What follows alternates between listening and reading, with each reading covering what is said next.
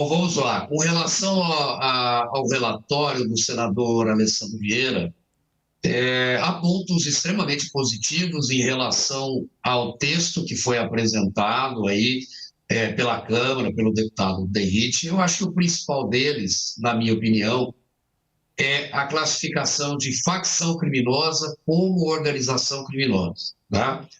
Com penas aí de 15 a 30 anos e também a equiparação das milícias privadas a organizações criminosas. Ele pretende uma alteração na lei de organização criminosa, a lei 12.850, abandonando então uma tipificação própria que foi prevista pelo deputado Guilherme Derrite. Esse texto que veio da Câmara, ele podia gerar algumas dificuldades de interpretação, porque nós teríamos dois tipos de organização criminosa em legislações diferentes, né? Então, me parece que esse foi um avanço aí pelo texto apresentado no relatório do senador Alessandro Vieira. Há outras medidas também que eu reputo importantes nesse relatório do Alessandro Vieira, que é a manutenção das medidas assecurativas, cautelares, no caso, de natureza patrimonial, que visam dar celeridade, que visam dar efetividade às sanções e à descapitalização das organizações criminosas. Então, acho que isso é um ponto importante, já estava no PL do governo, e foi mantido tanto pelo deputado Guilherme Derrite também pelo texto do senador. Há também algumas outras questões, por exemplo, mantendo a competência do Tribunal do Júri Popular, né, do júri formado por cidadãos do povo, para o julgamento de crimes de homicídio praticados por facções criminosas e milícias. Isso no relatório do Derrite havia sido suprimido e mandava isso para um tribunal colegiado e não para o júri popular, né? Também achamos que foi um avanço. E a criação das forças-tarefas integradas, as FICOS, né? Que já existem no modelo da Polícia Federal, mas agora com a participação também da Receita Federal, participação do COAF, das polícias estaduais, dos Ministérios Públicos ou dos GAECos. Eu só teria uma observação a fazer com relação a essas FICs, que pelo texto do senador Alessandro Vieira, a coordenação e a supervisão dos trabalhos ficariam sob atribuição da Polícia Federal. Eu acho que não é uma boa medida, porque pode haver aí uma resistência dos estados, das polícias estaduais e mesmo dos ministérios públicos.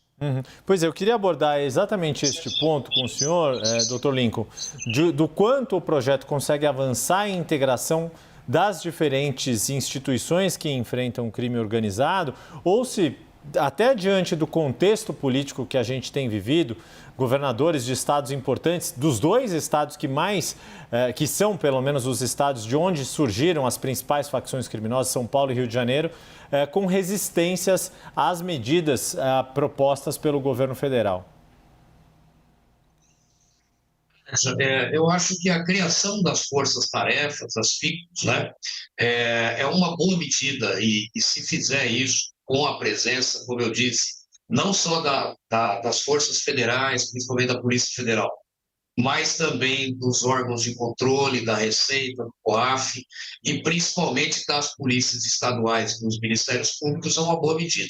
O que não dá, na minha opinião, é manter a estrutura que existe hoje das FICOS na Polícia Federal, né, sob supervisão e coordenação das polícias federais, da Polícia Federal. Eu acho que isso vai criar aí uma resistência muito grande face a essa polarização política, uma resistência por parte dos governadores e dos secretários de segurança. Me parece que o modelo que, inclusive, eu tenho proposto, que é um modelo de agência antifacção, tá? Ela resolveria esse problema, mas não foi a solução adotada aí pelo relator Alessandro Vieira. Doutor Lincoln, a minha pergunta aqui, Débora, falando contigo, o relatório, a proposta do senador Alessandro Vieira, ela volta a diminuir as penas, né? O relatório do deputado Derrite previa, em alguns casos, penas maiores e agora volta com penas um pouco menores. Na sua avaliação, isso é um retrocesso? E a questão da pena, ela de fato pode influenciar, pode ajudar ou é inócua?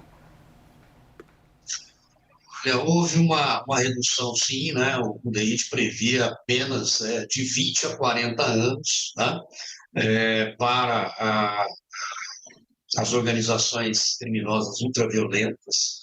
O senador, Alessandro Vieira, prevê penas até 30 anos. Então, houve uma diminuição. Mas me parece que o cerne da questão não é, de fato, a questão do aumento só das penas. Tá? E eu faço sempre essa comparação. Veja que as penas do feminicídio, elas foram aumentadas de 20 a 40 anos. E nós tivemos no país todo um aumento no número de feminicídios. Quer dizer, só o aumento da pena por si só não será suficiente para dissuadir os criminosos da prática desses crimes. Então, outras medidas, como o aumento no tempo de progressão de pena, quer dizer, do regime fechado para o semiaberto, terá um prazo maior, a impossibilidade de livramento condicional, de anistia, graça ou indulto, eu acho que essas já são ferramentas suficientes. Eu não me preocupo muito com a exasperação da pena, por exemplo, de 30 para 40 anos. Eu acho que isso não vai, na prática, mudar muito a aplicação dessa sanção. O que importa é que a pena, de fato, seja cumprida, né? Que o criminoso não seja preso e saia, por exemplo, numa audiência de custódia, né?